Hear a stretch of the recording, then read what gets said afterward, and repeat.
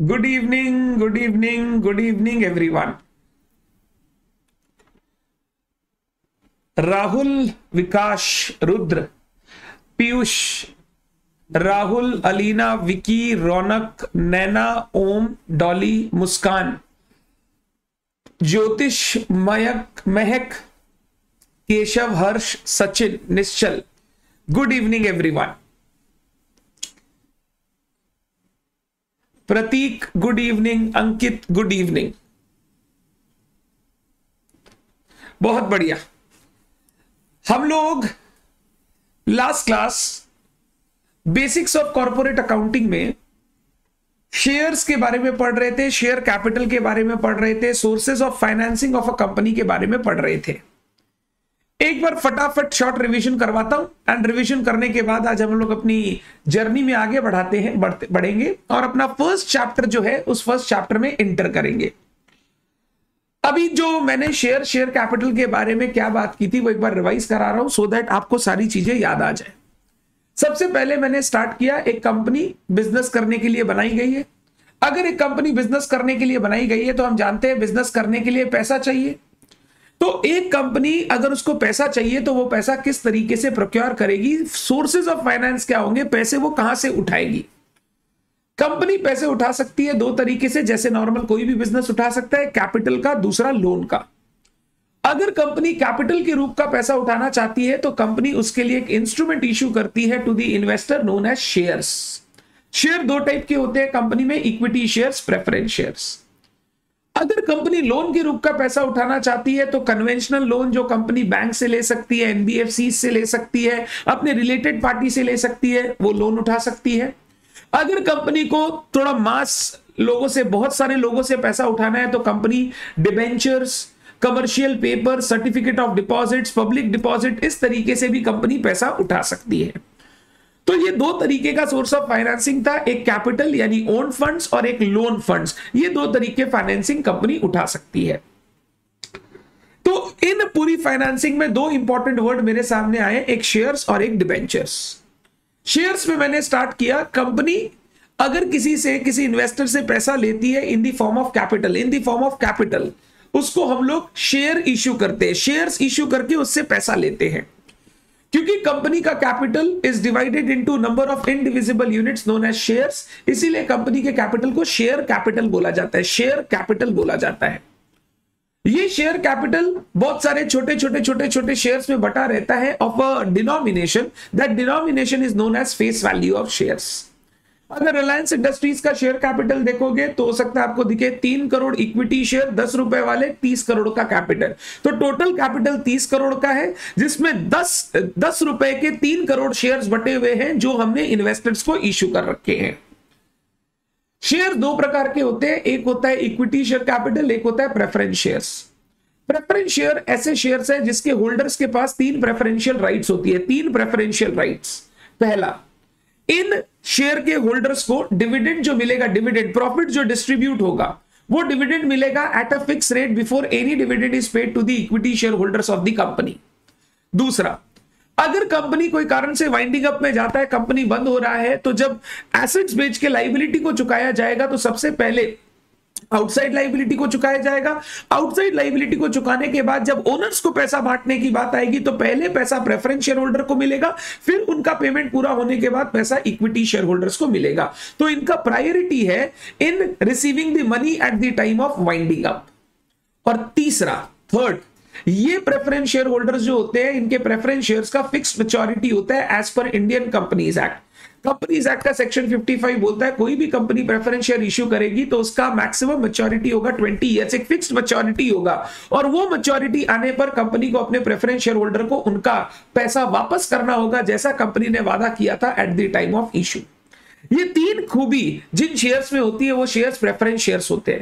As against this, equity shares are shares which are not preference share. जो share preference share नहीं है वो equity share है. They are ordinary shares of the company. Ordinary shares, उनके पास इतनी priorities या इतनी राइट्स नहीं रहती. बट इन इक्विटी शेयर होल्डर्स के पास दो ऐसी चीजें होती है जिनके कारण लोग इक्विटी शेयर खरीदना पसंद करते हैं, लोग इक्विटी शेयर्स में इन्वेस्ट करते हैं. पहला, इक्विटी शेयर के होल्डर के पास कंपनी में वोटिंग राइट्स होता है। कंपनी में कोई भी डिसीजन लिया जाता है तो कंपनी में डिसीजन लिया जाता है मीटिंग्स में रेजोल्यूशन पास करवा के डिसीजन होते हैं और ये रेजोल्यूशन के ऊपर वोटिंग होती है। वोटिंग, ये जो वोटिंग होती है ना, इसमें सिर्फ इक्विटी शेयर होल्डर्स वोट कर सकते हैं, प्रेफरेंस शेयर होल्डर्स वोट नहीं कर सकते। कुछ कुछ केसेस में प्रेफरेंस शेयर होल्डर वोट कर सकते हैं, बट वो एक्सेप्शंस है। नॉर्मल पार्लेंस में इक्विटी शेयर होल्डर ही मीटिंग में वोट कर सकते हैं, प्रेफरेंस शेयर होल्डर वोट नहीं करते। नंबर 2, अगर कंपनी ने बहुत अच्छा प्रॉफिट बनाया, बहुत अच्छा प्रॉफिट कमाया, तो प्रेफरेंस शेयर होल्डर तो एक फिक्स रेट ऑफ डिविडेंड लेके राजी हो जाएंगे। उसके बाद जितना भी प्रॉफिट कंपनी का बचेगा वो सारा का सारा प्रॉफिट जाता है इक्विटी शेयर कैपिटल को या इक्विटी शेयर होल्डर्स को। ये इक्विटी शेयर होल्डर की खासियत होती है, इनका रिस्क भी बहुत हाई है, बट अगर आएगा पैसा तो वो भी छप्पड़ फाड़ के आ सकता है। तो higher the risk higher the expected return. ये लोग रिस्क ज्यादा लेते हैं, इनका कोई प्रायोरिटी नहीं होता, इनके पास कोई राइट्स नहीं होता। ये तो संत आदमी होते हैं। ये कंपनी को बोलते हैं तुम्हारा इच्छा हो तो दे देना, तुम्हारे पास बचे तो दे देना, हम तुमसे कभी खुद चला के मांगने नहीं आएंगे। ऐसे शेयर के होल्डर को हम लोग बोलते हैं इक्विटी शेयर होल्डर्स। ये equity share normal ordinary equity share भी हो सकता है and share with differential voting rights भी हो सकता है, जिसके बारे में हम लोग बात कर रहे थे। ये सिखाने के बाद हमने आपको ना शेयर कैपिटल के लेयर्स को समझाया। जो शेयर कैपिटल कंपनी का होता है उसको कुछ लेयर्स में डिवाइड किया जाता है, जिसको हम लोग बोलते हैं layers of share capital. Authorise share capital, issued share capital, subscribe share capital, called up share capital, paid up share capital. Company का मैक्सिमम शेयर कैपिटल जिसके साथ कंपनी रजिस्टर हुई है उसको हम लोग बोलते हैं ऑथराइज शेयर कैपिटल।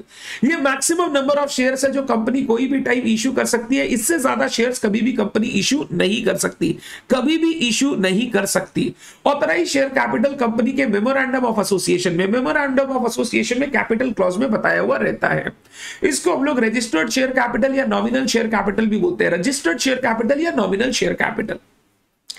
इस ऑथराइज शेयर कैपिटल में जितने शेयर्स कंपनी ने ऑफर किए हैं टू द पब्लिक और to the investor for subscription, they are known as issued share capital. इन इश्यूड शेयर्स में, ऑफर्ड शेयर्स में पब्लिक ने या इन्वेस्टर ने जितने शेयर सब्सक्राइब कर लिए हैं, इसको हम लोग बोलते हैं सब्सक्राइब्ड शेयर कैपिटल। जैसे ही शेयर सब्सक्राइब करते हैं उनको शेयर्स का जो इश्यू प्राइस है उसका पेमेंट करना पड़ता है कंपनी को। ये पेमेंट कंपनी चाहे तो एक बार में मंगवा सकती है, चाहे तो धीरे धीरे कॉल करके भी मंगवा सकती है। तो जितना पैसा इन सब्सक्राइब शेयर्स पे कंपनी ने आज तक मंगवा लिया है, कॉल कर लिया है, उसको हम लोग बोलते हैं कॉल्ड अप शेयर कैपिटल। और उस कॉल्ड अप शेयर कैपिटल में जितना पैसा लोगों ने दे दिया है, पे कर दिया है, इसको हम लोग बोलते हैं पेड अप शेयर कैपिटल। तो पेड अप शेयर कैपिटल का फॉर्मूला हो गया called up share capital minus calls in arrear, called up share capital minus calls in arrear. हम लोग जब बैलेंस शीट में कंपनी के कैपिटल दिखाएंगे तो वो शेयर कैपिटल होगा पेड अप शेयर कैपिटल, जो एक्चुअल में शेयर होल्डर्स ने कंपनी को पैसा दे रखा है, that is paid up share capital, that is shown on the liability side of the companies balance sheet. तो ये हमने 5 लेयर्स पढ़ा था और इसके ऊपर ना मैंने आपको एक एग्जाम्पल भी करवाया था, example layers of share capital का, जहां मैं आपको ये समझा रहा था कि किस तरीके से हम लोग authorised, issued, subscribed, called up, paid up share capital वगैरह कैलकुलेट करते हैं। क्या यहां तक सारे बच्चों को जो मैंने कॉन्सेप्ट बताया वो कॉन्सेप्ट क्लियर है? एक चीज और बोली थी, जो शेयर का फेस वैल्यू होता है, फेस वैल्यू, वो शेयर का रियल वर्थ डिनोट नहीं करता। रियल वर्थ तो शेयर का उसका मार्केट प्राइस है, उसका फेयर वैल्यू है। शेयर का जो फेस वैल्यू है वो तो सिर्फ अकाउंटिंग पर्पस के लिए, डिविडेंड पर्पस के लिए यूज करते हैं हम लोग। मेन शेयर का जो वर्थ है, जो प्राइस है, वो मार्केट वैल्यू है, इश्यू प्राइस ऑफ शेयर्स होता है, फेयर वैल्यू ऑफ शेयर होता है। ये चीज और फेस वैल्यू में कभी कंफ्यूज मत होना। फेस वैल्यू सिर्फ अकाउंटिंग पर्पस के लिए रेलिवेंट है, वो सिर्फ शेयर सर्टिफिकेट पे छापा जाता है ये बताने के लिए कि कंपनी का कैपिटल कितना है और वो कितने शेयर्स में डिवाइडेड है। ये कभी भी शेयर की रियल वर्थ को डिनोट नहीं करता, रियल वर्थ को डिनोट नहीं करता। डन, क्लियर है सर? यहां तक सारी बातें हम लोगों को क्लियर है, बहुत बढ़िया, वेरी गुड। अब ये इतना कुछ सीखने के बाद, शेयर्स के बारे में समझने के बाद, एक छोटी सी चीज और आपको बताता हूं जो आपको हेल्प करेगी to understand equity and preference shares better. थोड़ा एक दिमाग में होता है ना, what is equity, what is preference, अगर कोई पूछ ले तो तुम उसका डिफरेंस उसको बता सको। अगर तुम प्रेफरेंस शेयर्स की कैरेक्टरिस्टिक देखोगे, कैरेक्टरिस्टिक प्रेफरेंस शेयर की कैरेक्टरिस्टिक ऐसी है जैसी एक लेंडर की, लोन देने वाले की कैरेक्टरिस्टिक होती है। जो प्रेफरेंस शेयर होल्डर है ना, अगर रियल में उसकी कैरेक्टरिस्टिक या उसकी बातों को सुनोगे ना, तुमको ऐसा समझ में आएगा कि भाई ये अपना मालिक बनने के लायक नहीं है, ये एक आउटसाइडर लेंडर की तरह है जिसने पैसा दिया है, जो टाइम टू टाइम मेरे से एक फिक्स रेट पे डिविडेंड मांग रहा है, जो बोल रहा है मेरे को मेरा पैसा समय से लौटा देना। अगर प्रेफरेंस शेयर की कैपिटल की आप कैरेक्टरिस्टिक्स पे जाओगे तो आपको दिखाई देगा प्रेफरेंस शेयर होल्डर्स हमसे एक फिक्स्ड रेट पे प्रॉफिट्स एक्सपेक्ट करते हैं, डिविडेंड एक्सपेक्ट करते हैं, हमको उनको उनका पैसा एक टाइम के बाद वापस करना पड़ता है। ये जो कैरेक्टरिस्टिक प्रेफरेंस शेयर की है ना, जब हम लोग इंड एस पढ़ेंगे फाइनल लेवल पे, अभी तो इंटर लेवल में अकाउंटिंग स्टैंडर्ड्स मेनली पार्ट है, end S is not a part of your syllabus, main part accounting standards है। जब आप इंड एस पढ़ोगे ना, आपको समझ में आएगा, एक इंड एस है, इंड एस 32 फाइनेंशियल इंस्ट्रूमेंट, वो बोलता है कि प्रेफरेंस शेयर जो कंपनी ने इश्यू कर रखा है ना, it is not a part of equity, ये ओनर्स फंड का पार्ट नहीं होना चाहिए, ये लायबिलिटी का पार्ट होना चाहिए, क्योंकि इनकी सारी कैरेक्टरिस्टिक, सारी हरकतें तो एक लेंडर जैसी है, इनको फिक्स्ड रिटर्न चाहिए, इनको इनका पैसा टाइम से वापस चाहिए, तो ये मालिक बनने के लायक ही नहीं है। मालिक तो वो है जो रिस्क ले, जो बोले मैंने दे दिया, अब तेरे पास बचे तो दे देना, नहीं बचे तो छोड़। ऐसा अगर कोई हो तो उसको हम लोग मालिक बोलते हैं। Equity share capital R the real owners of the company. अगर तुम इंड एस पढ़ोगे तो तुमको इंड एस में दिखाई देगा जो इक्विटी शेयर कैपिटल है, वही जनरली हम लोग इंड एस के हिसाब से कैपिटल मानते हैं, इक्विटी मानते हैं। Preference share capital is treated at par with liability, at par with liability. हाँ, थोड़ी सी ऐसी बात है कि सर प्रेफरेंस शेयर कैपिटल में भी तो एक चीज है ना सर, कि प्रॉफिट कमाया तो ही मिलेगा। सर अगर मान लो किसी साल प्रॉफिट नहीं हुआ तो उनको भी तो नहीं मिलेगा, बस इतनी सी बात है। अगर एक प्रॉफिट मेकिंग कंपनी है जो जानती है वो कंसिस्टेंटली प्रॉफिट बनाएगी, तो in that case the company knows कि हमको तो हर साल डिविडेंड देना ही पड़ेगा, इसके बिना तो ये खुशी नहीं रहेंगे। तो इनकी कैरेक्टरिस्टिक ऐसी है कि preference share capital Ind AS में बोले गए, they are not equity, they are not owners fund, they are liability, and equity share capital should be shown as equity और owners fund. Preference share capital shall be treated as a liability and presented in the balance sheet as a financial liability. तो ये थोड़ा सा चीज ध्यान रखना, आगे जाएंगे तो आपको पढ़ने में बहुत मजा आएगा। ये सब चीजें आपको एकदम दिमाग में हिट करेगी कि हाँ यार, ये कैसा आदमी है, ये मालिक हो ही नहीं सकता। मालिक तो वो होता है जो रिस्क ले, जो आंख बंद करके पैसा लगा दे, जिसको कोई मतलब नहीं। मोह माया नहीं है जीवन में, मिला तो छप्पड़ फाड़ के मिलेगा, नहीं मिलेगा तो नहीं मिलेगा। सर अगर कंपनी लॉस में है तब क्या प्रेफरेंस शेयर डिविडेंड पे होगा? नहीं होगा। बट वो कंपनी लॉस की कोई साल, तो अगर लॉस हुआ ही नहीं कंपनी का, तो क्या कंपनी बोल सकती है प्रेफरेंस शेयर होल्डर को नहीं देंगे? Answer is as per law बोल सकती है, but the problem is company बोलेगी नहीं, क्योंकि अगर कंपनी ने वादा करके उनको डिविडेंड नहीं दिया तो आगे से कभी भी कंपनी इश्यू करेगी तो लोग नहीं खरीदेंगे। लोग शेयर तभी खरीदते हैं ना जब कंपनी जो प्रॉमिस करे उसको फुलफिल करे। अगर कंपनी ने किए हुए प्रॉमिस को फुलफिल ही नहीं किया तो लोग आगे से ये सब शेयर सब्सक्राइब भी नहीं करेंगे कंपनी के। कंपनी इन्वेस्टर्स को दुखी नहीं कर सकती है। तो इसीलिए generally always remember preference share को डिविडेंड मिलता है जब कंपनी प्रॉफिट्स कमाएगी। प्रॉफिट्स कमाने के बाद भी कंपनी का डिस्क्रिशन है, बट कंपनी अगर प्रॉफिट कमाएगी तो डिविडेंड देगी ही, नहीं देगी तो प्रेफरेंस शेयर होल्डर यानी इन्वेस्टर दुखी हो जाएंगे, वो कभी आगे पैसा नहीं लगाएंगे कंपनी में। हम लोग बोलते हैं ट्रैक रिकॉर्ड ऑफ डिविडेंड खराब हो जाता है, ट्रैक रिकॉर्ड ऑफ डिविडेंड खराब हो जाता है। इतनी बात डन है। तो ये बात अगर आपको पता है तो आप इक्विटी शेयर और प्रेफरेंस शेयर के बारे में मैक्सिमम सारी चीजें जानते हो, इसके बाद एक और सोर्स ऑफ फाइनेंस है विच इज डिबेंचर्स। अब ये डिबेंचर्स क्या होता है? डिबेंचर्स भी शेयर्स की तरह ना रिटन इंस्ट्रूमेंट है, एक इंस्ट्रूमेंट है, एक कॉन्ट्रैक्ट है between company and a outsider, जहां पे आउटसाइडर कंपनी को पैसा दे रहा है एंड कंपनी उसको ये इंस्ट्रूमेंट में लिख के दे रहा है कि हमने आपसे इतना रुपया लिया है अगेंस्ट दीज मच डिबेंचर्स, आप आइएगा, आपको हम लोग इंटरेस्ट देंगे और इतने साल बाद आपको आपका पैसा चुका देंगे। तो debenture is an instrument, written instrument which acknowledges a debt due to the company. एक डेट है जो कंपनी का ड्यू है, कंपनी ने लोगों से पैसा ले रखा है जो उसको कुछ टाइम बाद वापस करना पड़ेगा, जिसपे कंपनी को इंटरेस्ट पे करना पड़ेगा टाइम टू टाइम। ये डिबेंचर्स तो एकदम प्योर लोन है, प्योर लोन। जैसे हम लोग लोन पे इंटरेस्ट पेमेंट करते हैं, समय समय पर उनका पैसा वापस करते हैं, वैसे ही कंपनी को डिबेंचर्स पर भी करना पड़ता है। तो ये जो डिबेंचर के होल्डर्स होते हैं ना, they are actually lenders, they are actually persons who have given loan to the company. They are not owners of the company, they are creditors, they are creditors. They have given loan to the company on which they expect an interest and on which they will take their money after end of specified period. और मजे का बात है, ये तो बोलते हैं आप प्रॉफिट कमाओ या नहीं कमाओ, मेरे को तो इंटरेस्ट हर साल चाहिए। मतलब इनका इंटरेस्ट प्रॉफिट पर डिपेंडेंट भी नहीं होता है। कंपनी कमाए नहीं कमाए, कंपनी का प्रॉफिट हो लॉस हो, डिबेंचर होल्डर को उनको हर साल जिस रेट पे उन्होंने बताया है उस रेट पर इंटरेस्ट देना ही पड़ेगा, इंटरेस्ट देना ही पड़ेगा। तो ये डिबेंचर्स तो प्योर लोन है। एग्जाम में कभी कभी शॉर्ट नोट क्वेश्चन आ जाता है, शेयर्स और डिबेंचर्स में डिफरेंस बताओ। अरे शेयर जिस इंस्ट्रूमेंट को इश्यू करके कंपनी कैपिटल का पैसा उठाती है, that is known as share. Debenture issue करके कंपनी लोन के रूप में पैसा उठा रही है। शेयर पर कंपनी को डिविडेंड देना पड़ता है, डिबेंचर पर इंटरेस्ट देना पड़ता है। डिविडेंड तभी देना पड़ता है जब प्रॉफिट कमाए, इंटरेस्ट प्रॉफिट कमाओ या नहीं कमाओ देना ही पड़ेगा। शेयर दो टाइप के, इक्विटी प्रेफरेंस। डिबेंचर का एज सच कोई टाइप नहीं है, अलग अलग टाइप है, कन्वर्टिबल नॉन कन्वर्टिबल, बट ऐसा कोई काइंड्स ऑफ डिबेंचर्स नहीं होते हैं। शेयर होल्डर कंपनी का मालिक माना जाता है, डिबेंचर होल्डर क्रेडिटर माना जाता है। शेयर कैपिटल हम लोग इक्विटी बोल के दिखाते हैं, डिबेंचर हम लोग लाइबिलिटी बोल के दिखाते हैं। अगर कंपनी बंद होगा तो पहले पैसा डिबेंचर होल्डर को मिलेगा, उसके बाद पैसा शेयर्स होल्डर को मिलेगा। ये कुछ डिफरेंसेस है बिटवीन शेयर एंड डिबेंचर जो आपको हमेशा ध्यान रखने हैं। तो डिबेंचर तो भैया 100% लोन इंस्ट्रूमेंट है। कंपनी ने लोगों से पैसा उठाया है in the form of loan. Company ने वादा किया मैं तेरे को time to time interest payment करूंगा, 5 साल बाद तेरा पैसा वापस दूंगा।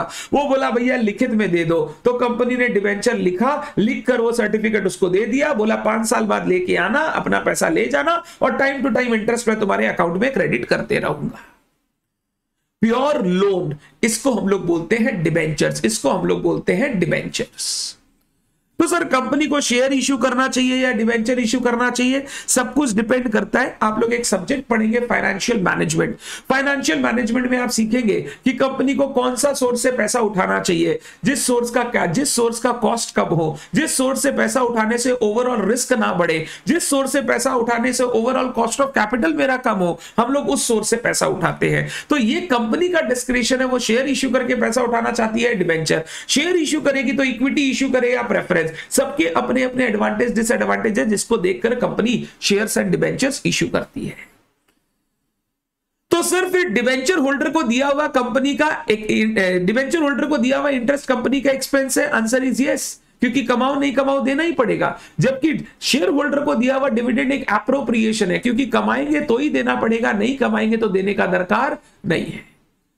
तो जब ऐसा हो कि कमाएंगे तो देना है, then it is known as appropriation. जब ऐसा हो कमाओ नहीं कमाओ देना ही पड़ेगा, then it is an expense. Debenture interest हम लोग पीएल में खर्चा बोल के दिखाते हैं, और एप्रोप्रिएशन यानी डिविडेंड हम लोग प्रॉफिट निकालने के बाद डिस्ट्रीब्यूट करते हैं। This is a basic difference between debenture interest and share holder का dividend.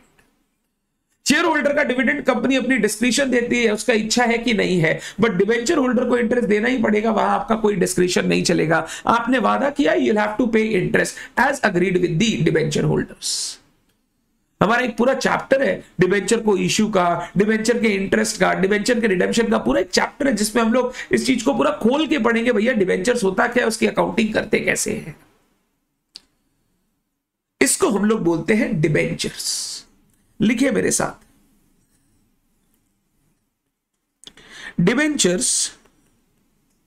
Debentures are written instruments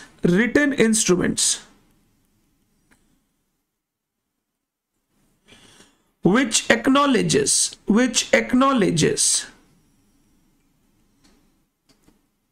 a debt due to the company,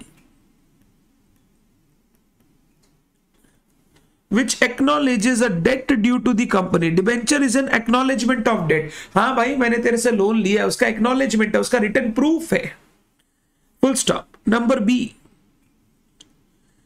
it is a long term borrowing.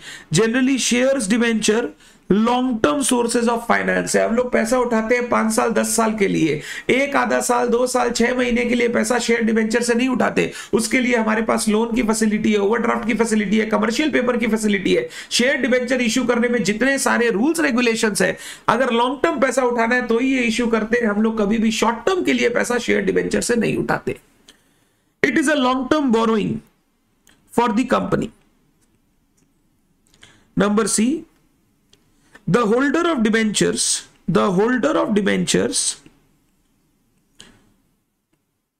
are entitled to interest at a fixed rate periodically,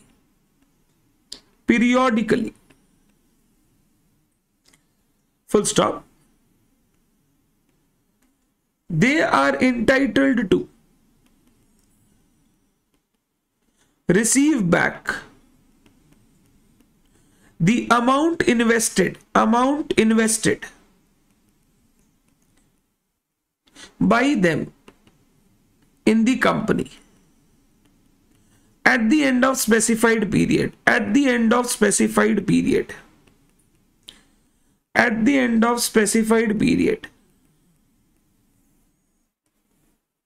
Number D, so debenture holders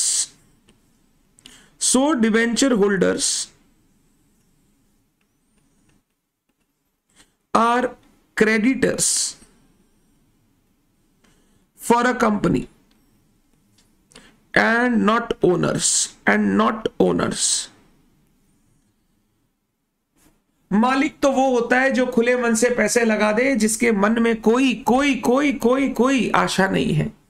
वो बोला बचेगा तो सारा मेरा, नहीं बचेगा तो शायद कुछ ही ना बचे, मैं रिस्क ले रहा हूं, सर पर कफन बांध के चलते हैं, वो मालिक होते हैं। डिबेंचर होल्डर्स काहे के मालिक? इन्होंने पैसा दिया, बोला मेरे को इंटरेस्ट देना, मेरा टाइम से पैसा वापस कर देना, ये मालिक नहीं है, ये लेंडर है, क्रेडिटर्स है। इनको हम लोग बोलते हैं डिबेंचर्स। डिबेंचर जैसे ही कमर्शियल पेपर भी होते हैं, इंस्ट्रूमेंट होते हैं जिनको इश्यू करके कंपनी पैसा उठाता है, ये भी लाइबिलिटी है। They are not equity, they are liability, they are creditors. वैसे ही कंपनी डिपॉजिट्स एक्सेप्ट करता है, अनसिक्योर्ड लोन्स टाइप के, पब्लिक से डिपॉजिट एक्सेप्ट करता है, ये भी क्या हो गया, ये सारे लोन्स है, लोन्स जिन पर कंपनी को ब्याज देना है और टाइम आते आते ही कंपनी को उनका पैसा वापस लौटाना पड़ेगा। ऐसे इंस्ट्रूमेंट्स को हम लोग डिबेंचर्स बोलते हैं। हम लोग पढ़ेंगे अकाउंटिंग में शेयर कैसे इशू किया जाता है, शेयर का अकाउंटिंग क्या होता है, डिबेंचर्स का अकाउंटिंग क्या होता है, सब कुछ पढ़ेंगे धीरे धीरे। पहले हम लोग शेयर एंड शेयर कैपिटल को सल्टाएंगे, वो खत्म होने के बाद डिबेंचर्स को लेकर आएंगे। और जैसा कि मैंने लास्ट क्लास में कहा था, बाद बाकी normal day to day accounting, sales, purchase, जिसको बुक कीपिंग बोलते हैं, चाहे कंपनी हो, सोल प्रोप्राइटरशिप हो, पार्टनरशिप हो, हमेशा सेम होगा। जो डिफरेंस होता है वो होता है स्पेशल इश्यूज में। और कंपनी जो शेयर्स डिबेंचर इश्यू करता है वो एक स्पेशल इश्यू है अकाउंटिंग का, जिसको हम लोगों को अपने सब्जेक्ट में पढ़ना है, कॉर्पोरेट अकाउंटिंग के।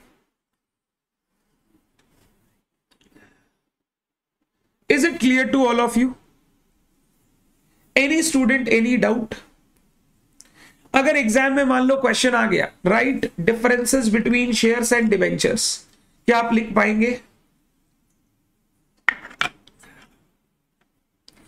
विवेक गुड इवनिंग, सो के उठा है क्या भाई?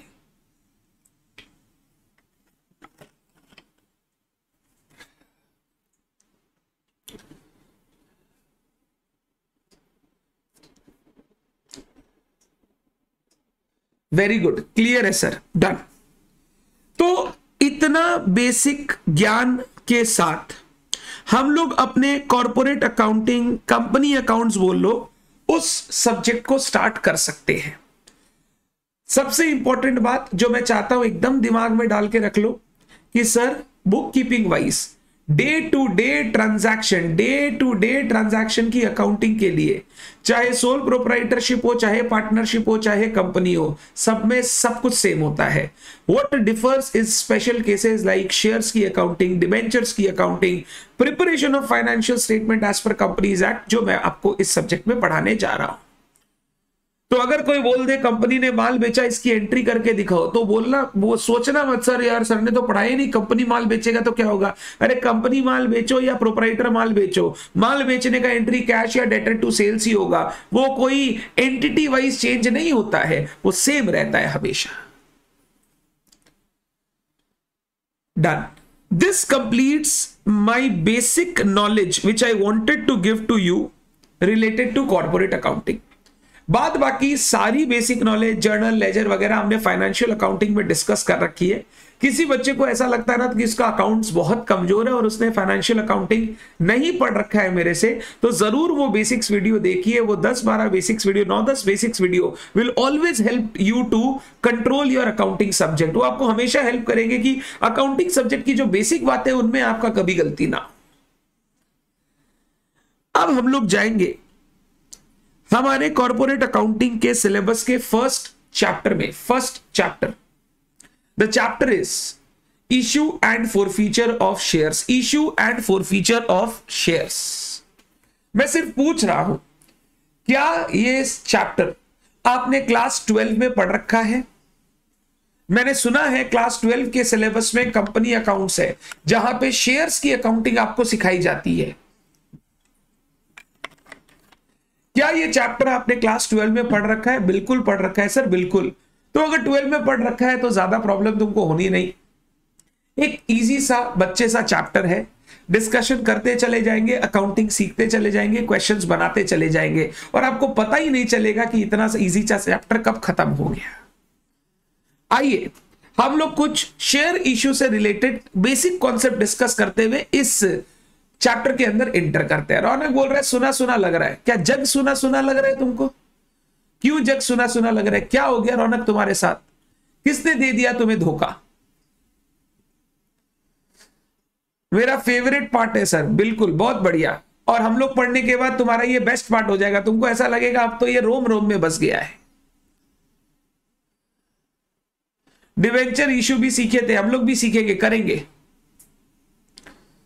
बहुत बढ़िया, वेरी गुड। तो आइए शेयर इश्यू के बारे में कुछ छोटी छोटी जनरल बातें कर लेते हैं। शेयर्स के बारे में कर लिया, अब शेयर इश्यू के बारे में करेंगे। कुछ जनरल बातें कर लेते हैं और फिर हम लोग अकाउंटिंग के अंदर एंटर करेंगे। थोड़ा सा माहौल बना लेते हैं। माहौल समझ में आने के बाद अकाउंटिंग बहुत इजीली समझ में आएंगी। सबसे पहला, एक कंपनी शेयर इश्यू क्यों करती है? एक कंपनी शेयर्स इश्यू क्यों करती है? Why a company issues shares?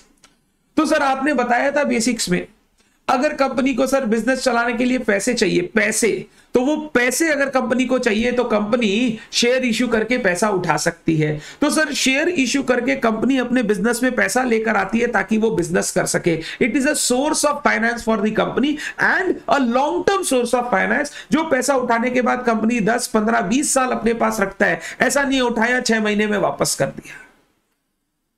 तो अगर मैं बोलूं एक कंपनी शेयर इश्यू क्यों करती है, the basic reason is to gather funds for the business, to arrange capital for the business, to arrange funds for the business. एक कंपनी शेयर्स इश्यू करती है।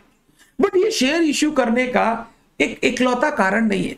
शेयर इश्यू कई कारणों से हो सकता है। जैसे मैं आपको एग्जांपल देता हूं, सिर्फ पैसे लाने के लिए शेयर इशू जरूरी नहीं है, और भी कई कारणों के लिए शेयर इशू हो सकता है। एग्जांपल नंबर 1, मान लो कंपनी एक क्रेडिटर से, सप्लायर से एक एसेट खरीदा, सप्लायर से एसेट खरीदा, एसेट का प्राइस 10 करोड़ रुपया। कंपनी देख रही है अगर मैं 10 करोड़ रुपया इसको कैश में यानी कैश बैंक से पेमेंट करना चाहूंगा तो मेरा लिक्विडिटी का 12 बच जाएगा, बिजनेस चलाने के लिए पैसा नहीं रहेगा, मेरे को working capital day to day business चलाने के लिए पैसा चाहिए, तो 10 करोड़ रुपया देना है, बट 10 करोड़ रुपया हम कैश नहीं दे पाएंगे।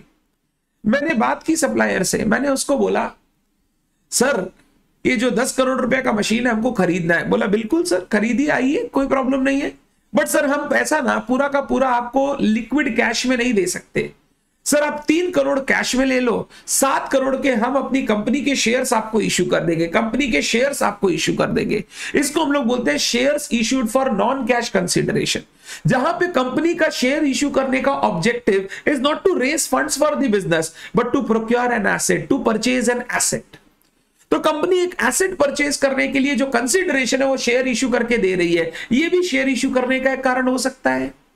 या फिर कंपनी में एक एग्जिस्टिंग लोन लिया हुआ है या कुछ डिबेंचर्स इश्यू किए हुए, कंपनी का एक एग्जिस्टिंग लाइबिलिटी है, डिबेंचर होल्डर्स का मैच्योरिटी आया, उन्होंने बोला हमें पैसे वापस करो, कंपनी बोल रही है देखो हमारे पास कैश नहीं है देने को, कैश नहीं है देने को, कैसे वापस करें? बोला एक काम करो, आप अपनी कंपनी के शेयर्स हमें इश्यू कर दो, हमारे डिबेंचर्स रख लो, खत्म हो गए, टाइम आ गया इनका तो, और हमें कंपनी का शेयर्स इश्यू कर दो, हम कंपनी के मालिक बन जाएंगे, फिर जो भी कंपनी करेगा प्रॉफिट्स कमाएगा उसमें हमारा हिस्सेदारी होगा।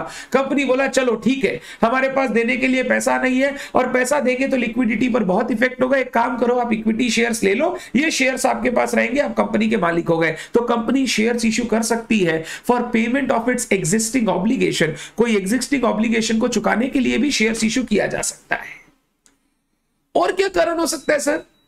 आपने सुना होगा sweat equity shares, sweat equity shares. ये स्वेट इक्विटी शेयर सेक्शन 54 क्या है सर? हमारे कंपनी के डायरेक्टर्स ने, एम्प्लॉइज ने एक बहुत अच्छा काम किया, बहुत मेहनत की, दिन रात काम किया और कंपनी के लिए इंटेलेक्चुअल प्रॉपर्टी डेवलप किया, इंटेलेक्चुअल प्रॉपर्टी डेवलप किया, कोई प्रोडक्ट डेवलप किया, पेटेंट डेवलप किया, प्रोसेस डेवलप किया, कंपनी के लिए इंटेलेक्चुअल प्रॉपर्टी डेवलप किया और कंपनी ने उनके इस काम से खुश होकर बोला कि हम आपको अपने शेयर्स इश्यू करेंगे, शेयर्स इश्यू करेंगे, शेयर्स, ताकि आपने जो काम किया उसके लिए हम आपको रिवॉर्ड कर सके, हम आपको रिवॉर्ड कर सके। तो कंपनी शेयर इश्यू कर सकता है for rewarding it's directors, for rewarding it's employees, for providing the company with valuable intellectual property rights. तो ये कंपनी इश्यू कर सकता है शेयर्स। या फिर कंपनी अपने इंप्लॉय को रेम्यूनरेशन देने के लिए, इंप्लॉय को रिटेन करने के लिए, इंप्लॉय को अपने पास रखने के लिए भी शेयर्स इश्यू कर सकता है। इसको हम लोग बोलते हैं employee stock option plans, employee stock option plans. Company के इंप्लॉय क्या होते हैं? बार बार जॉब चेंज करते हैं। अभी कंपनी में सैलरी 12 लाख चल रहा है, दूसरे कंपनी में देखा सैलरी मिल रहा है 14 लाख, उन्होंने जॉब स्विच मार लिया। तो कंपनी को बहुत प्रॉब्लम होता है कि यार हमने एक एम्प्लॉय को काम सिखाया, अब जब काम सिखाया और हमको लगा वो काम करके देगा और मेरे को प्रॉफिट कमा के देगा, एम्प्लॉय कंपनी छोड़ के जा रहा है बिकॉज उसको दूसरी जगह अच्छा सैलरी मिल रहा है। तो हम लोग एम्प्लॉय को मोटिवेट करने के लिए बोलते हैं तू अच्छे से काम कर, अगर तू अच्छे से काम करेगा तो हम तुमको शेयर्स देंगे कंपनी के, फिर तुम कंपनी के सिर्फ एम्प्लॉय नहीं कंपनी के मालिक भी बन जाओगे। कंपनी के प्रॉफिट में फिर सिर्फ तुम्हारा पसीना नहीं होगा, तुम्हारा हिस्सेदारी भी होगा और जो भी कंपनी कमाएगी उसका एक हिस्सा तुमको भी मिलेगा। तो कंपनी अपने इंप्लॉइज को रिटेन करने के लिए, मोटिवेट करने के लिए, इंकरेज करने के लिए भी शेयर्स इश्यू कर सकती है। तो शेयर इश्यू करने के कई कारण हो सकते हैं। सबसे बेसिक कारण जो नॉर्मली अकाउंटिंग में हम लोग से पूछा जाता है, shares issued for cash consideration. Company को बिजनेस करना है, बिजनेस करने के लिए पैसे चाहिए, पैसे के लिए कंपनी ने शेयर इश्यू किया। यह शेयर कंपनी चाहे तो क्लोज ग्रुप ऑफ पीपल को इश्यू कर सकती है, अपने आसपास के लोगों को, रिलेटेड पार्टीज को, रिलेटिव्स को इश्यू कर सकती है, मालिकों के आसपास के लोगों को इश्यू कर सकती है। इसको हम लोग बोलते हैं प्रेफरेंशियल इश्यू। इसको हम लोग बोलते हैं कि company close group of people में शेयर्स इश्यू कर रहा है और ये कंपनी चाहे शेयर्स इश्यू कर सकता है to public, to mass people at large, to lot of investors at large, जहां पे कंपनी को अपने शेयर्स लिस्टेड करवाने पड़ेंगे स्टॉक एक्सचेंज में और कंपनी शेयर्स इश्यू कर सकता है पब्लिक को। जब कंपनी को बहुत बड़ा पैसा उठाना है तब फिर 2, 5, 7 जन के बस का बात नहीं है कि कंपनी को इतना सारा पैसा दे दे शेयर्स खरीद के, फिर कंपनी जाती है पब्लिक को अपना शेयर इश्यू करने के लिए।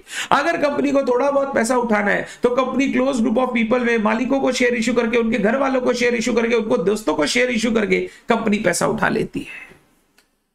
तो ये कई तरीके से कंपनी शेयर इश्यू करती है और बिजनेस में पैसा उठाती है, बिजनेस में एसेट्स प्रोक्योर करती है, लाइबिलिटीज को डिस्चार्ज करती है। ये कई तरीके, कई रीजंस है शेयर इश्यू करने के।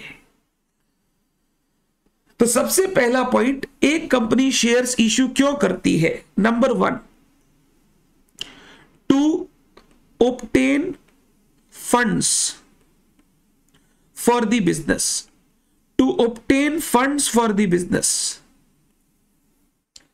बिजनेस में फंड्स चाहिए, फंड्स पैसा चाहिए, उसके लिए कंपनी शेयर्स इश्यू कर सकती है। तो ये हो गया shares issued for cash consideration. Number B या 2, to acquire assets, to acquire assets. Number 3, to pay off or discharge existing obligations.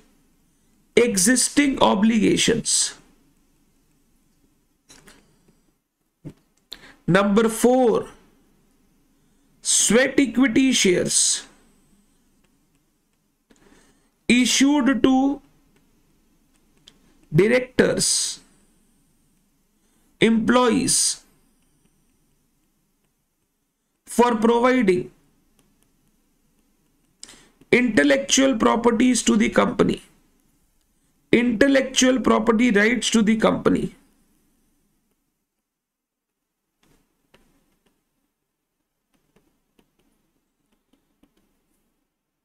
Number 5, to employees as employee stock option plans.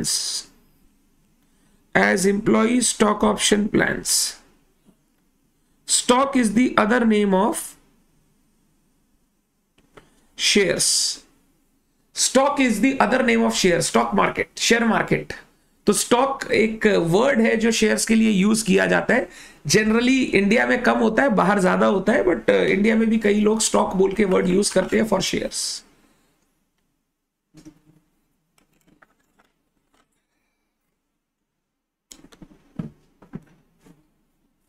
आराम से लिख लीजिए.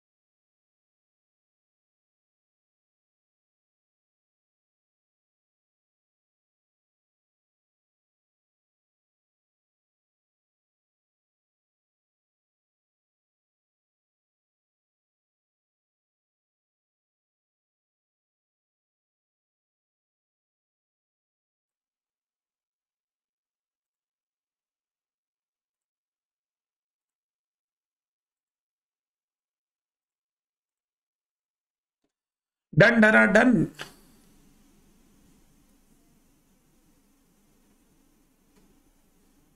वन क्या लिखा है? To obtain funds for business dash cash consideration.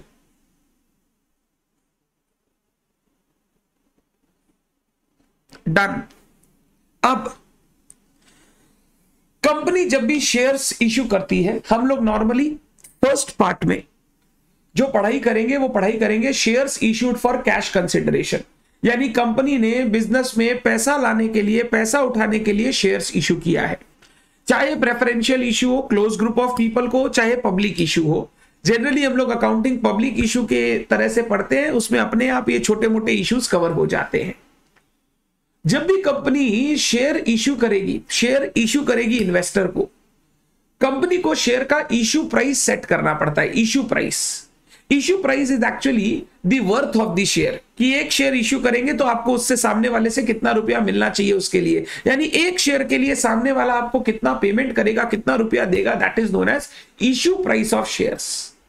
ये issue price of share actually मैं बोल सकता हूं फेयर वैल्यू ऑफ शेयर्स है, मार्केट वैल्यू ऑफ शेयर्स है, यानी जो आज के दिन का औकात, शेयर का औकात है, शेयर का वैल्यू है, that is known as issue price, जिस दाम पे कंपनी इन्वेस्टर्स को अपना शेयर्स इश्यू करेगी। एक वर्ड कल पढ़ा था फेस वैल्यू, फेस वैल्यू, दूसरा वर्ड अभी बता रहा हूं इश्यू प्राइस। ये दोनों शेयर्स के कंटेक्स्ट में है, face value, issue price. Debentures में भी सेम वर्ड आएंगे, यहां समझ लोगे तो वहां बहुत आसानी रहेगी। फेस वैल्यू था कि कंपनी का जो शेयर कैपिटल है वो बहुत सारे शेयर्स में डिवाइडेड है, जिस रेट पे, जिस वैल्यू पे वो शेयर्स डिवाइडेड है शेयर कैपिटल में, उसको फेस वैल्यू बोलते हैं। और ये सिर्फ अकाउंटिंग पर्पस के लिए काम का है। डिविडेंड वगैरह अगर कंपनी दे रही है तो उसके लिए काम का है, और ये दूसरे कोई काम का नहीं है। Issue price is the real worth, जिसके ऊपर या जिस दाम पर कंपनी अपना शेयर्स पब्लिक को ऑफर करेगी, इन्वेस्टर्स को ऑफर करेगी। ये इश्यू प्राइस फेस वैल्यू से रिलेशन तीन तरीके से रख सकता है। तीन तरीके का इश्यू प्राइस हो सकता है। पहला, शेयर्स इश्यूड एट पार, दूसरा शेयर्स इश्यूड एट प्रीमियम, तीसरा shares issued at discount. Shares issued at par मतलब जो हमारे शेयर का फेस वैल्यू है, फेस वैल्यू, हमने उसी दाम पर शेयर ऑफर कर दिया अपने इन्वेस्टर्स को, यानी हमारे जो शेयर का औकात है, शेयर का वैल्यू है, that is equal to the face value of the shares. मान लो कंपनी का एक शेयर 10 रुपया फेस वैल्यू वाला है, तो कंपनी ने बोला हम आपको 10 रुपए पर ही ये शेयर इश्यू कर देंगे, that is known as shares issued at par, when the issue price is equal to face value of share. Issue price is equal to face value of shares. Generally कोई company नई बनी है, पहली बार shares issue कर रही है, वो face value पे शेयर इश्यू करती है। या कोई कंपनी बहुत पुअर परफॉर्मेंस के साथ है, उसको शेयर इश्यू करके पैसा उठाना है। जब कंपनी की बहुत पुअर परफॉर्मेंस होती है तो जो कंपनी का मार्केट प्राइस होता है वो जनरली लोअर साइड पे होता है, बहुत कम होता है। तो जो कंपनी का फेस वैल्यू है, face value that is greater than the market price of share, उस केस में कंपनी शेयर्स इश्यू करती है फेस वैल्यू पर। इसको बोलते हैं issue at par. Issue at premium का मतलब अगर कंपनी शेयर इश्यू कर रही है at a price which is greater than the face value of shares. Company के शेयर का फेस वैल्यू 10 रुपया, कंपनी शेयर इश्यू कर रही है 15 रुपए में, 20 रुपए में, 100 रुपए में, 500 रुपए में, 2000 रुपए में। सर 2000 में शेयर इश्यू होगा 10 रुपए वाला? बिल्कुल होगा, औकात होना चाहिए शेयर का। अरे लाख रुपए का शेयर का प्राइस है, 80 हजार शेयर का प्राइस है, जिसका फेस वैल्यू 10 रुपया है। शेयर का औकात होना चाहिए, शेयर का वैल्यू होना चाहिए, उतना कंपनी का मार्केट कैपिटलाइजेशन होना चाहिए, उतना कंपनी के पास वर्थ होना चाहिए। तो हो सकता है कंपनी के शेयर का फेस वैल्यू 10 रुपया है बट उसका औकात 2000 रुपए का है, तो जो कंपनी शेयर इश्यू करेगी तो वो 10 रुपए में इश्यू नहीं करेगी, 2000 पर इश्यू करेगी, क्योंकि शेयर इश्यू हुआ है at a price which is above the face value of share. ये शेयर को हम लोग बोलते हैं issue at premium. Issue at premium 10 रुपए का फेस वैल्यू का शेयर 2000 रुपए में इश्यू हुआ, तो जो 1990 एक्स्ट्रा आएगा ना, 1990, इसको हम लोग बोलते हैं सिक्योरिटीज प्रीमियम। सिक्योरिटीज प्रीमियम, जिस पर मैं आऊंगा अपने नेक्स्ट पॉइंट में। तो अगर कंपनी शेयर इश्यू कर रही है at a price exceeding the face value, that is known as issue at premium, and the extra amount over face value is known as premium. तीसरा होता है शेयर्स इश्यूड एट डिस्काउंट। ये prohibited है, allowed नहीं है। Section 53 बोलता है कोई भी कंपनी अपने शेयर्स इश्यू नहीं करेगी डिस्काउंट पे, except for sweat equity share, जो 54 में वो अपने डायरेक्टर्स एम्प्लॉइज को देगी। अदरवाइज कंपनी जब भी शेयर इश्यू करेगी या तो पार पे करेगी या प्रीमियम पर करेगी, डिस्काउंट पर शेयर इश्यू करना अलाउड नहीं है। डिस्काउंट का एग्जाम्पल लू तो कंपनी का शेयर का इश्यू प्राइस फेस वैल्यू से भी कम है। फेस वैल्यू 10 रुपया, कंपनी शेयर इश्यू कर रहा है 8 रुपए में, 9 रुपए में, 7 रुपए में, 6 रुपए में, इसको हम लोग बोलते हैं share issued at a discount, जो कि प्रोहिबिटेड है, जो कि अलाउड नहीं है, कंपनी नहीं कर सकता। सेक्शन 53 स्ट्रिक्टली मना करता है, कोई भी कंपनी शेयर डिस्काउंट पर इश्यू नहीं करेगा। तो जब हम लोग शेयर इश्यू की अकाउंटिंग पढ़ेंगे ना, दो फिगर्स हम लोग को हमेशा दिखेंगे, दो नंबर्स हमेशा दिखेंगे। एक नंबर रहेगा फेस वैल्यू ऑफ शेयर, एक नंबर रहेगा इश्यू प्राइस ऑफ शेयर। हम लोगों को फेस वैल्यू इश्यू प्राइस का डिफरेंस और उनके बीच में ये रिलेशन समझ में आना चाहिए। इसको हम लोग बोलते हैं इश्यू प्राइस। तो इश्यू प्राइस क्या हुआ? The price payable by share holders, payable by share holder, share holder देगा for the share subscribe by them is known as issue price of shares. जो शेयर आप खरीद रहे हो, सब्सक्राइब कर रहे हो, उसके लिए जो पैसा आप कंपनी को दोगे, that is known as issue price of shares.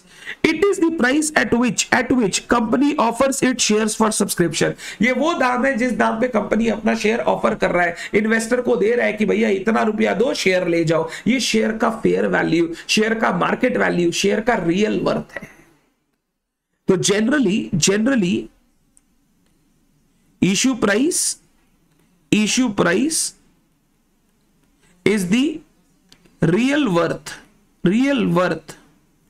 or fair value or market value of shares.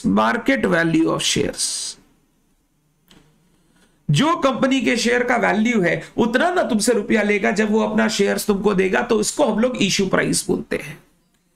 Shares issued at पार का मतलब the issue price is equal to face value. Issue price is equal to face value. Example, अगर company का face value 10 रुपया है तो issue price भी 10 रुपया. Issue at premium, issue price is greater then face value. Issue price is greater then face value. Example, अगर face value 10 रुपया है तो कंपनी शेयर इश्यू कर रहा है 12 पर, 15 पर, 20 पर. यह होता है शेयर्स इश्यूड एट प्रीमियम. और जो एक्स्ट्रा है ना, difference between issue price and face value is known as premium.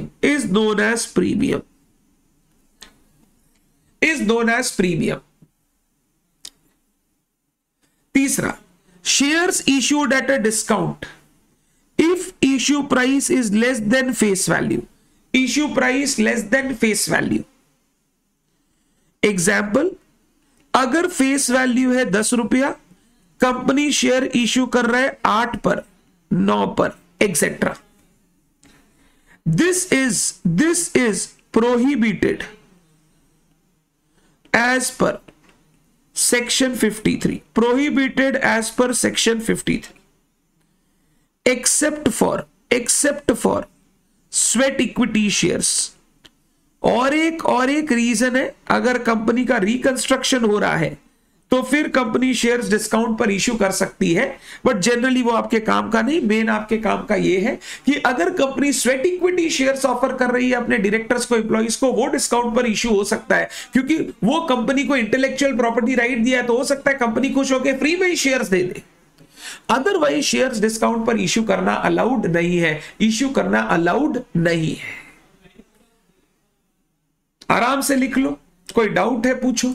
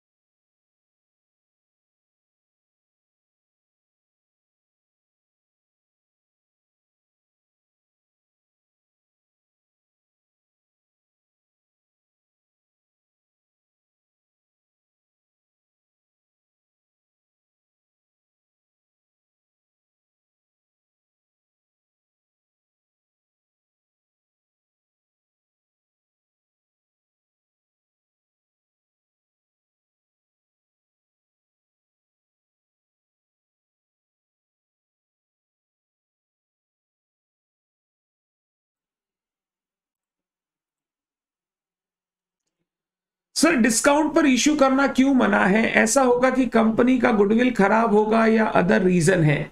देखो क्या होता है ना, डिस्काउंट पर इश्यू करना अगर अलाउ कर देगा तो बहुत लोग ना प्लानिंग करनी शुरू कर देंगे। प्लानिंग क्या? प्लानिंग पैसों की, कच्चा पक्का की प्लानिंग। बोलेगा आपका 10 का शेयर है, वर्थ भलाई 100 रुपया है या 10 रुपया है, एक काम करो 5 रुपया बैंक में ले लो, 5 रुपया कैश में ले लो। 5 रुपया बैंक, 5 रुपया कैश। इसीलिए इनकम टैक्स में आप एक सेक्शन पढ़ते हो, सेक्शन 56 to 7B। अगर शेयर आपने लोअर कंसिडरेशन पे इशू किया है, लोअर कंसिडरेशन पे, तो वो लोअर कंसिडरेशन पे शेयर इशू करने से अदर सोर्सेज में टैक्सेबल हो जाता है। तो वो अलाउ नहीं कर रखा है, बिल्कुल नहीं करना। या तो आप फेस वैल्यू पे करो या आप फेस वैल्यू से ज्यादा करो, डिस्काउंट में मत करो। सर बट अगर किसी कंपनी का शेयर का वैल्यू ही कम है तो वो शेयर कैसे इशू करेगा? वो फिर शेयर को स्प्लिट कर देते हैं। 10 रुपए का शेयर है, उसको 1-1 रुपए के शेयर में तोड़ देगा, फिर वो 1 रुपए में शेयर इशू कर देगा। अब अगर कोई 90 पैसा की चीज है, 80 पैसे की चीज है 1 रुपया में मिल रही है तो ठीक है, बट अगर 8 रुपए का चीज 10 रुपए में मिल रहा है तो 2 रुपया देने में लोगों को बहुत प्रॉब्लम होता है। स्प्लिट करने के बाद शेयर को फेस वैल्यू पर इशू कर दिया जाता है। सर हम लोग अकाउंटिंग तो फेस वैल्यू पर करेंगे ना, कैपिटल की अकाउंटिंग हर्ष फेस वैल्यू पर होगी। आप बिल्कुल सही हो, बट ये सिर्फ कैपिटल की अकाउंटिंग थोड़ी, हमको तो जितना रुपया मिल रहा है हमको तो पूरे की अकाउंटिंग करनी पड़ेगी, तो हमको समझना पड़ेगा ना कैसे करना है।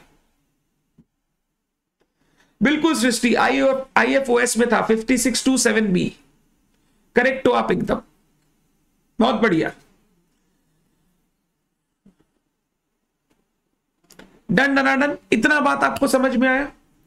अब इन सब में ना सबसे इंपॉर्टेंट है शेयर्स इश्यूड एट प्रीमियम, सबसे इंपॉर्टेंट है।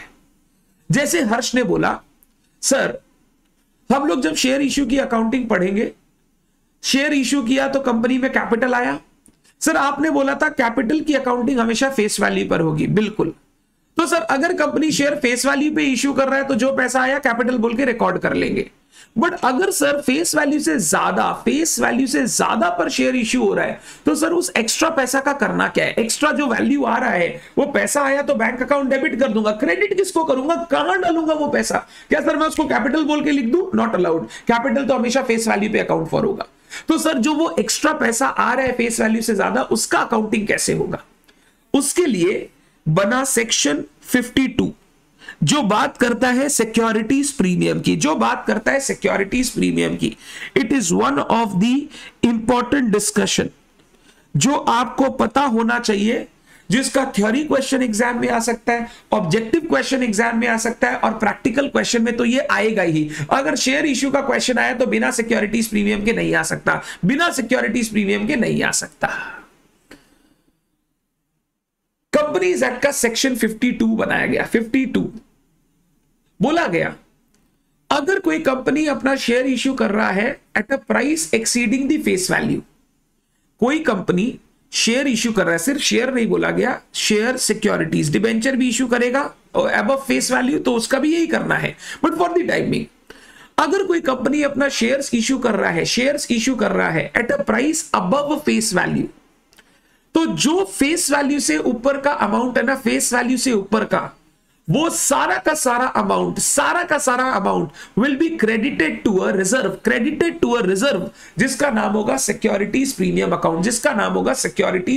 अकाउंट। अगर कंपनी ने 10 का शेयर इश्यू किया है 15 रुपए पर 10 रुपया का फेस वैल्यू तो चला जाएगा कैपिटल में, जो 5 रुपया एक्स्ट्रा लिया है, 5 रुपया एक्स्ट्रा, ये 5 रुपया एक रिजर्व में क्रेडिट कर दिया जाएगा, जिस रिजर्व का नाम होगा securities premium. Normal journal entry बोलू, चालू जर्नल एंट्री बोलू, बैंक अकाउंट डेबिट 15 रुपया आया, टू शेयर कैपिटल 10 रुपया, टू सिक्योरिटीज प्रीमियम 5 रुपया।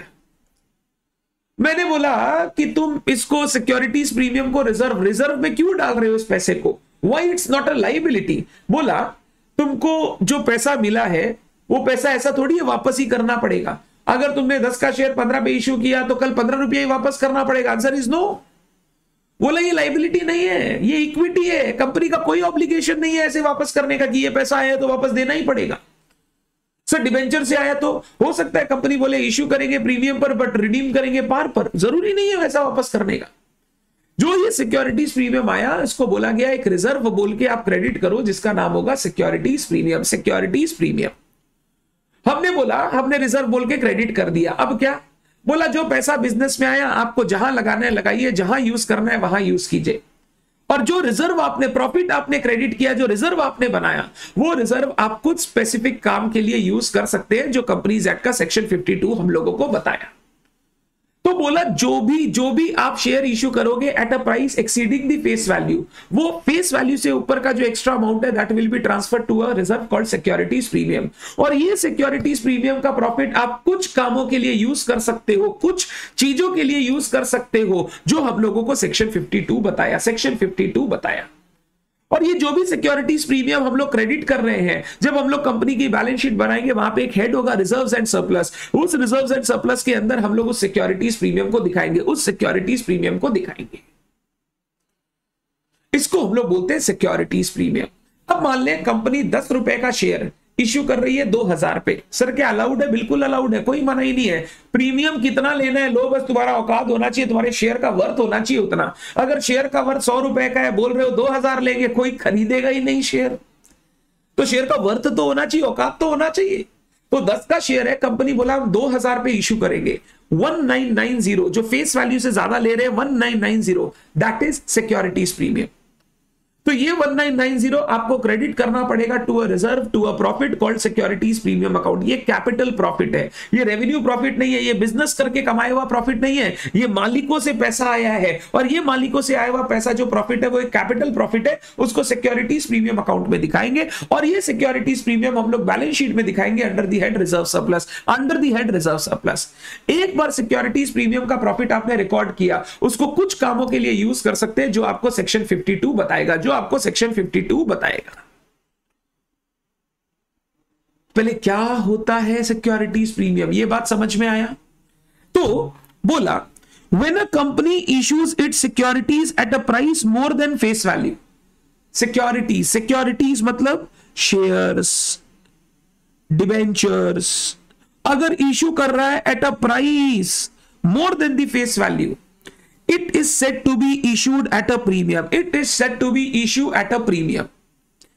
Premium is the excess of issue price over the face value of security. Excess of issue price over the face value of security. तो मैंने बोला ना, difference between issue price and face value is called premium. 10 का share 15 पे issue किया, जो 5 extra है उसको हम लोग प्रीमियम बोलते हैं, प्रीमियम।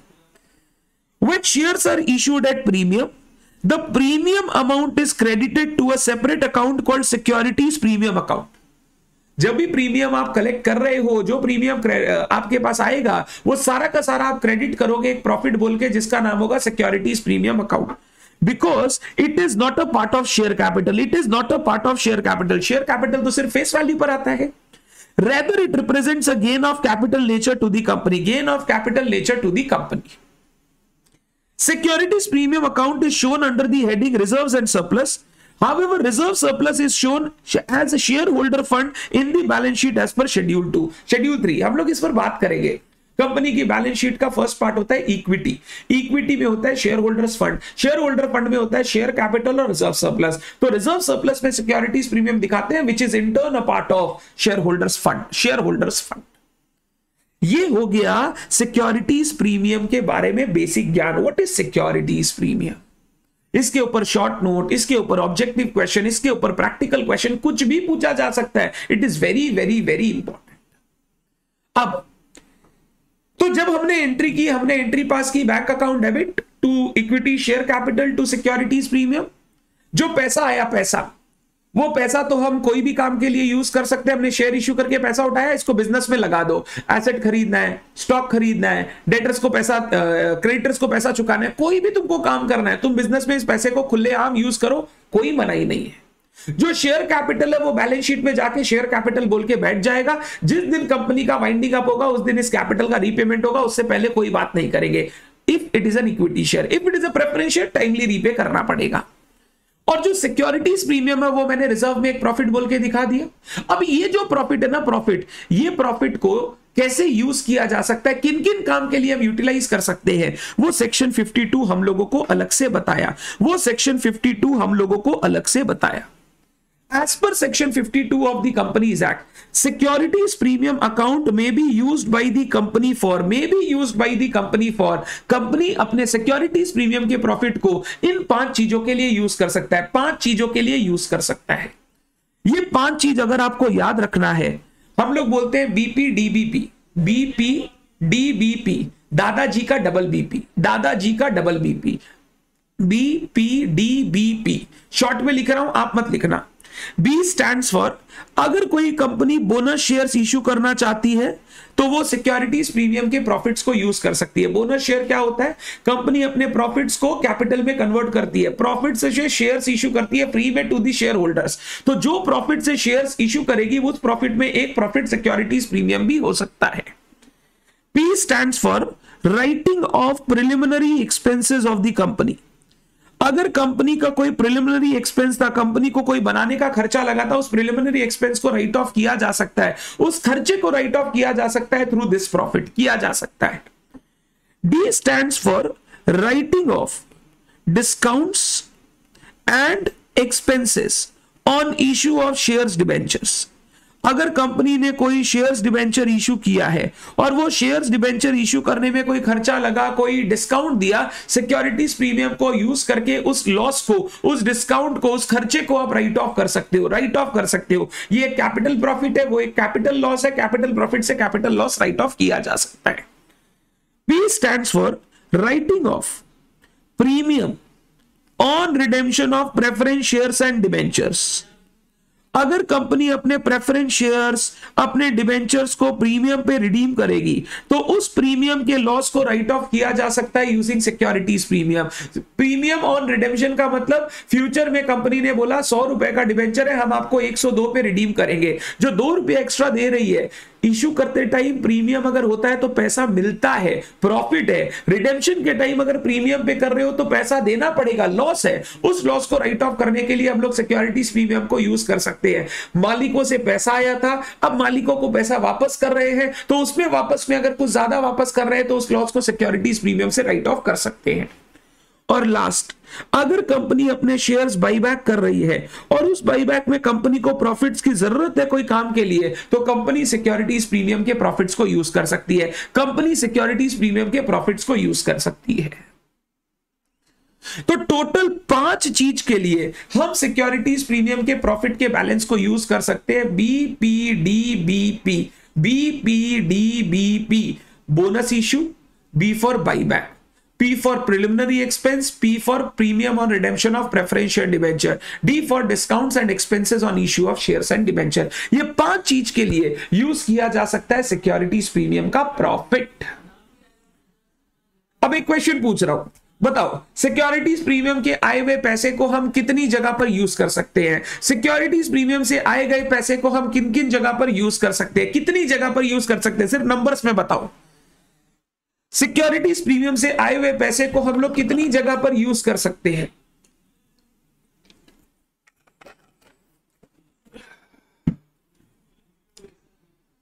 सिक्योरिटीज प्रीमियम से आए हुए पैसे को हम लोग कितनी जगह पर यूज कर सकते हैं? बात करते हैं Rahul, please give me some time. आपकी लॉ की नॉलेज बहुत अच्छी है, मेरे को भी अपनी लॉ की नॉलेज दिखाने का समय दो राहुल। Very good. बच्चे बोल रहे हैं सर 5 चीजों में सिक्योरिटीज प्रीमियम से आए हुए पैसे को यूज कर सकते हैं। बस यहीं पर आप गलत है, यहीं पर आप मार खा जाते हैं लॉ में, यहीं पर आपने जो लॉ पढ़ा वो गलत हो जाता है। वापस मेरा क्वेश्चन सुनना ध्यान से, सिक्योरिटीज प्रीमियम से आए हुए पैसे को कितनी जगह पर यूज किया जा सकता है? सर पैसा तो कहीं पर भी यूज कर सकते हैं, पैसे में कोई रेस्ट्रिक्शन थोड़ी है। सर आपको शेयर इशू करके पैसा आया, उसमें कुछ प्रीमियम है, अब ये पैसा आप फिक्स्ड एसेट खरीदने में यूज करो, आप लाइबिलिटी पे में यूज करो, आप स्टॉक खरीदने में यूज करो, क्रेडिटर्स को पे करने में यूज करो, इन्वेस्टमेंट्स करने में, जो करना है सर करो ना यार, जो करना है करो। मेरा क्वेश्चन आपने सही से नहीं सुना, यही गलती होती है और यही थोड़ा सा लॉ में नॉलेज का गैप जिसके कारण ये प्रॉब्लम्स आती है। और ये अकाउंटिंग करोगे तो ये गलतियां भर भर के करोगे, तुमको ऐसा लगेगा ऐसा क्यों हो रहा है। सिक्योरिटीज प्रीमियम से आए हुए पैसे को कहीं यूज करना है करो, कोई मनाही नहीं है।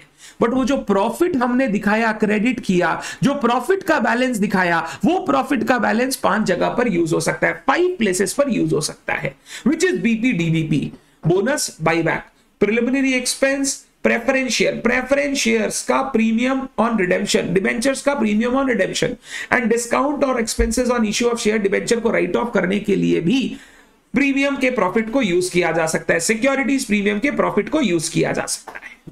Sir what is difference between पैसा आया हुआ एंड प्रॉफिट? अरे भैया, पैसा आया हुआ is the bank account debit, जो बैंक में पैसा गया वो तो कहीं पे भी यूज करना, जो सिक्योरिटीज प्रीमियम क्रेडिट हुआ है प्रॉफिट, उसको 5 जगह पर यूज कर सकते हैं।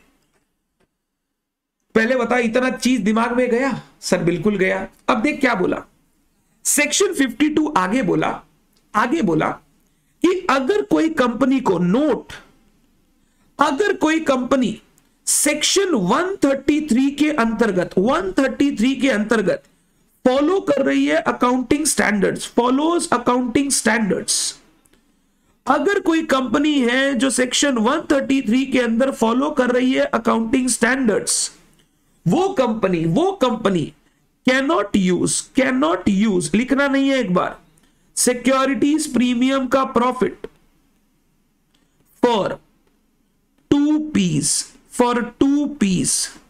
ये जो हमारे 2 पी है ना, 2 पी कौन से हो गए सर? पहला पी हो गया प्रिलिमिनरी एक्सपेंस को राइट ऑफ करना, दूसरा पी हो गया प्रीमियम और redemption of preference share debenture को राइट ऑफ करना। अगर कोई कंपनी सेक्शन 133 के अंतर्गत अकाउंटिंग स्टैंडर्ड फॉलो कर रही है, उन्होंने बोल रखा है कि ये 2 चीज के लिए फिर आप प्रीमियम के प्रॉफिट को यूज मत करना। क्यों सर, ऐसा क्यों? क्योंकि अकाउंटिंग स्टैंडर्ड्स ने इन प्रिलिमिनरी एक्सपेंस के लिए, रिडेम्पशन का, प्रेफरेंस शेयर का प्रीमियम के लिए अलग अकाउंटिंग सजेस्ट कर रखा है, क्योंकि ऑलरेडी अलग अकाउंटिंग सजेस्टेड है। कंपनी लॉ बोल रहा है मैं अकाउंटिंग स्टैंडर्ड से नहीं भिड़ूंगा, जो अकाउंटिंग स्टैंडर्ड बोलेगा वो फॉलो करना। तुम फिर ये 2 चीज के लिए तुम सिक्योरिटीज प्रीमियम के प्रॉफिट को मत यूज करना। तो अल्टीमेटली, और अकाउंटिंग स्टैंडर्ड सारी कंपनीज को फॉलो कर रहा है, सारी कंपनीज को, तो अल्टीमेटली हमारा जो सिक्योरिटीज प्रीमियम है वो 3 चीज के लिए यूज हो सकता है, बीडीबी। आप बीबीडी बाग याद रखते हो? बीबीडी बाग जानते हो? बीबीडी तो बी हो गया बोनस, बी हो गया बाईबैक, डी हो गया टू राइट ऑफ डिस्काउंट्स और expenses on issue of shares debentures. तो बीबीडी के लिए यूज हो सकता है, बीबीडी के लिए, और 2P के लिए यूज करना अलाउड नहीं है, 2P के लिए यूज करना अलाउड नहीं है। आपका लॉ सेक्शन 52 में ये सिक्योरिटीज प्रीमियम के प्रॉफिट के लिए बोलता है। हमको इस चैप्टर में ये काम नहीं आएगा, क्योंकि इस चैप्टर में तो हम लोग शेयर इश्यू करेंगे, सिक्योरिटीज प्रीमियम को रिकॉर्ड करेंगे। आगे चैप्टर्स आएंगे, bonus issue, buyback, preference share का रिडेम्पशन, जब वो चैप्टर्स आएंगे तब आपको ये काम आएगा। तब आपको ये याद रखना पड़ेगा, हां अगर मेरे को प्रॉफिट की जरूरत है तो सिक्योरिटीज प्रीमियम का प्रॉफिट अवेलेबल है तो मैं यूज कर सकता हूं, तो वहां पे काम आएगा। इसके लिए अभी थोड़ा पढ़ाते हुए चले जा रहे हैं। ये शेयर्स का बेसिक कॉन्सेप्ट है, चाहे कोई भी शेयर का चैप्टर आए, ये बेसिक कॉन्सेप्ट हमेशा ध्यान रहने हैं। पहले बताइए, क्लियर है क्या सबको? कोई डाउट है किसी को तो पूछ लो, और अगर डाउट नहीं है तो प्लीज राइट दिस डाउन। और ये हमारा आज का आखिरी डिस्कशन है, क्योंकि आगे का जो नेक्स्ट डिस्कशन है उसको करने के लिए मेरे को थोड़ा टाइम चाहिएगा। शांति से किस तरीके से शेयर इश्यू का प्रोसीजर होता है पूरा समझाने के लिए टाइम लगेगा, इसीलिए वो डिस्कशन हम लोग कल की क्लास में टेकअप करेंगे। ये आज का लास्ट डिस्कशन है, ये आपको लिखना पड़ेगा।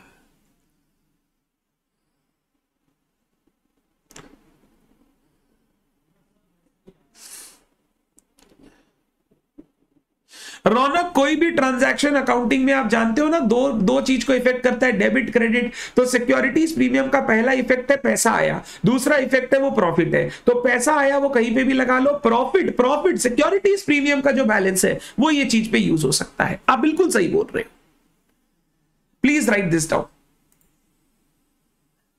सर एक बार और, क्या एक बार और? पीयूष, अगर तुम्हारा इंटरनेट चला गया था तो बैकअप देखना पड़ेगा पीयूष। एक बार और क्या चीज? पूरा एक बार और, तो प्लीज सी बैकअप।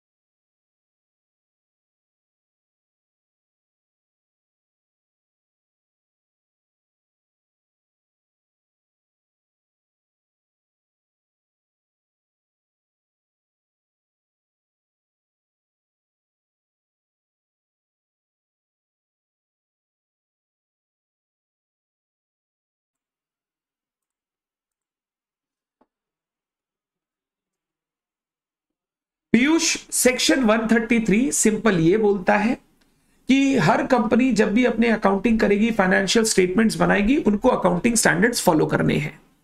अब जब आप अकाउंटिंग स्टैंडर्ड्स देखते हो तो अकाउंटिंग स्टैंडर्ड्स बोलता है कि ये जो प्रिलिमिनरी एक्सपेंस है इनको सीधा पीएल में डाल दिया जाए, ये जो premium on redemption of debentures है, premium on redemption of preference shares है, इनको फाइनेंशियल लायबिलिटी की वैल्यू में इंक्लूड करके अकाउंट फॉर किया जाए, क्योंकि अकाउंटिंग स्टैंडर्ड्स में इन चीजों के अलग अकाउंटिंग ट्रीटमेंट बताए गए हैं। इसीलिए सेक्शन 52 ने बोला कि आप सिक्योरिटीज प्रीमियम आप इन दो चीज को राइट ऑफ यूज करने में यूज नहीं कर हो सकते, आपको ये दो चीज राइट ऑफ करने नहीं मिलेगा, ये जैसे अकाउंटिंग स्टैंडर्ड बोलेगा इनका अकाउंटिंग वैसे होगा। बस इतना सा बात है।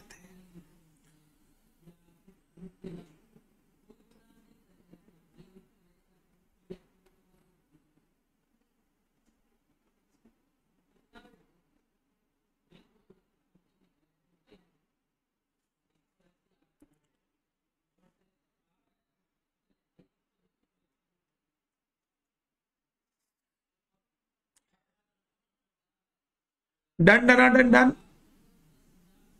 लिख लिया आपने? कल की क्लास आने से पहले प्लीज इतना सा रिवाइज करके आइएगा, क्योंकि कल हम लोग शेयर इश्यू की अकाउंटिंग शुरू करेंगे। तो उसके लिए मैं चाहता हूं कि आपको इस बेसिक पार्ट की नॉलेज कंक्रीट होनी चाहिए। रिवीजन करके आएंगे तो हम लोग कल का डिस्कशन आगे बढ़ाएंगे। और ये जो मैंने अभी आपको सिक्योरिटीज प्रीमियम वाले पॉइंट लिखाए हैं, ये इस चैप्टर में काम नहीं आएंगे, बट आगे के चैप्टर्स में हमको बहुत काम आएंगे, वहां पे हम लोगों को ये याद रखना पड़ेगा। Done, thank you so much everyone, मिलते हैं कल, बाय बाय।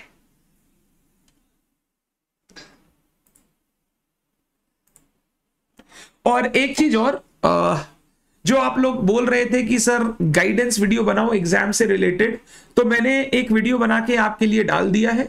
वो वीडियो जो मैंने डाला है वो अच्छे से देख लो, आपके ग्रुप में आ गया होगा। वो वीडियो के जो मैंने बोला है उसी तरीके से आप अपनी रिवीजन प्रिपरेशन करो, आप प्रॉपरली कर पाएंगे। बिल्कुल रौनक, करेक्ट बोला आपने।